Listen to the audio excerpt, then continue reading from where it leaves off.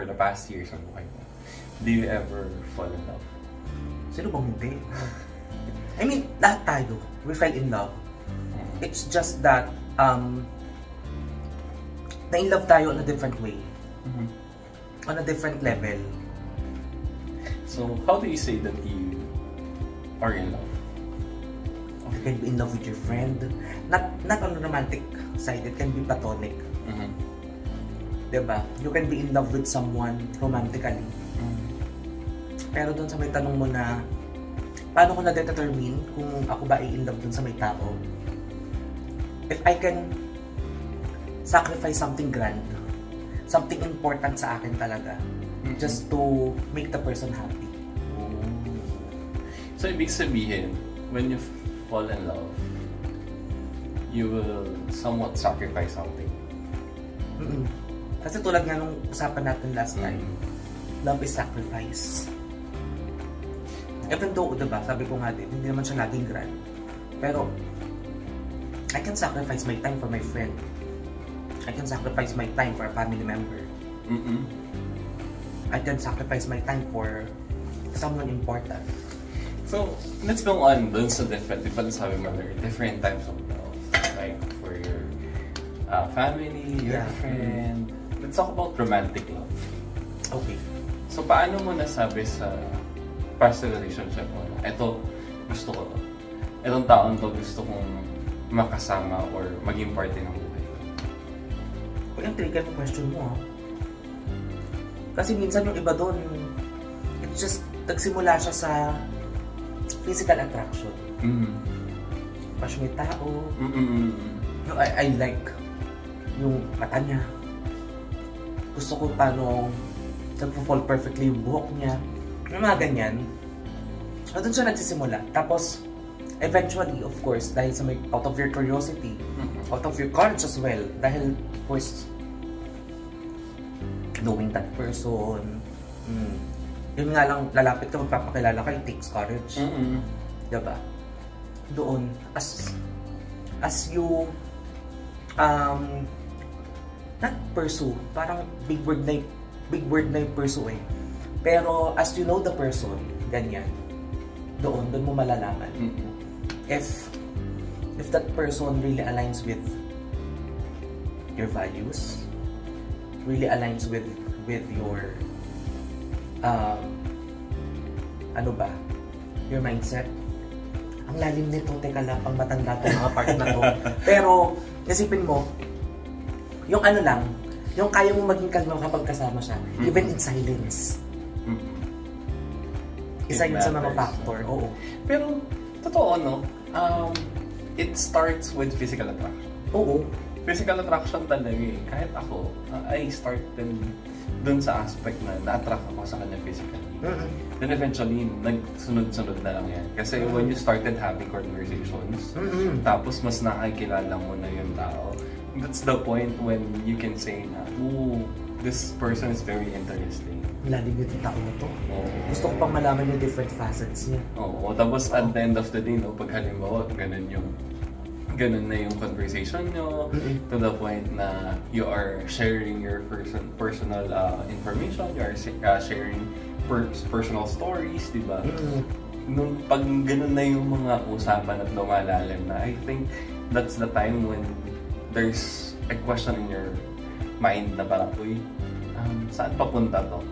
Oo. Totoo yan. Parang saan papunta to? Ano na kaya yung pupuntahan ng conversation na to? Are we going to build a relationship or just stay friends? Saan yung way forward namin? Tama naman. Oo, lahat naman tayo ay nagdaan dyan sa na yun, sa stage na yan. No, kasi talagang yan eh, kumbaga, loving is something to do with risk-taking. Oo. Yeah. Risk-taking siya. So, when you love someone, you need to take the risk. And it's a decision. It's a decision. Oo. When you commit, no, hindi siya yung hindi siya laro. Para sa akin, hindi siya laro. So, when you commit, talagang ibigay mo yung buong ikaw. So, parang gano'n. Hindi pwedeng, limited tayo. Ganyan. Hindi Kasi, pag nag-commit ka, ibig sabihin, you are allowing that person to be part of your life. Diba? In any aspect of your life. No? Sometimes nga, we always look at the future. I don't know if you have the same situation na dumating ba sa punto na nag-isip ka na din kung ano yung mangyayari sa inyo in the future. Oo naman. Kasama yun eh.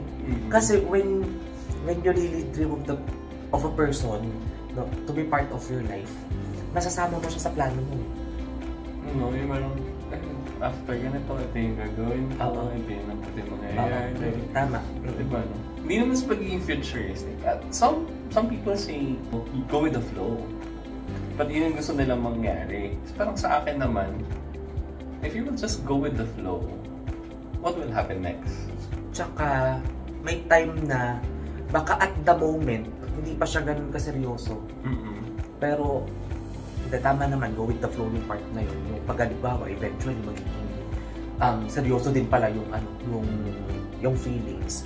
Pero, pag go with the flow, gusto mo ba ng partner na hindi isa-secure yung future mo? Gusto mo ba ng partner na hindi ka bibigyan ng assurance so ito yung future natin dalawa?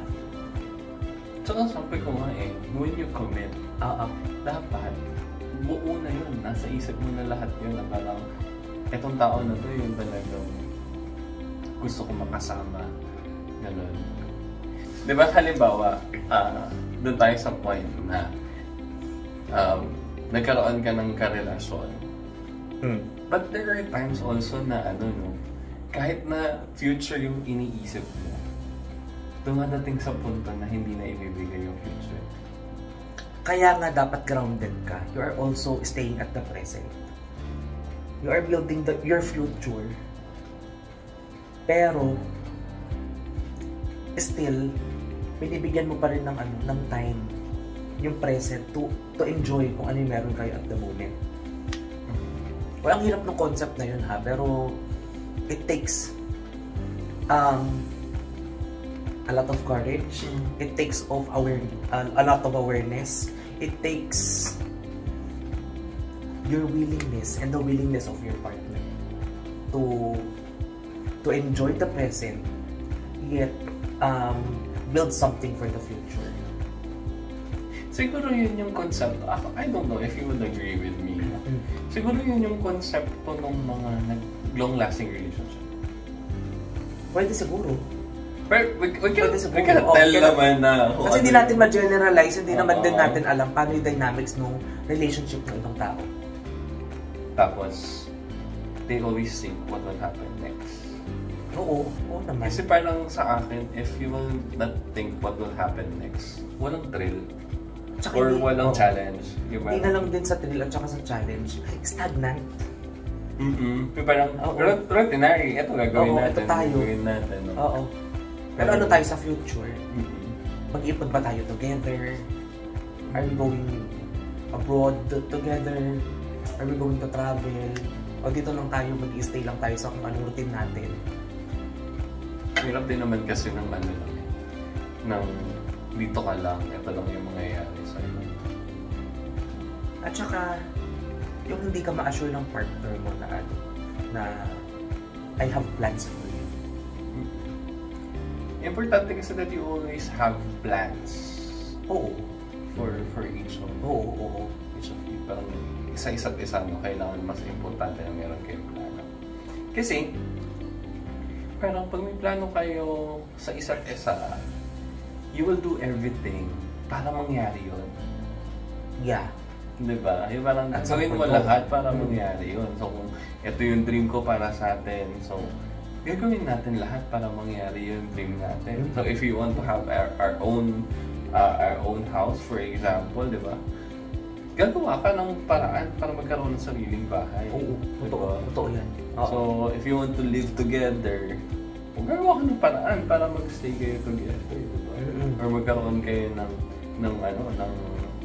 pag-i-stayan na kayong dalawa. You will have your house, then eventually you'll have your home. Kasi that person is your home. Yun nga sasabihin ko. Sometimes home is a person. Yeah.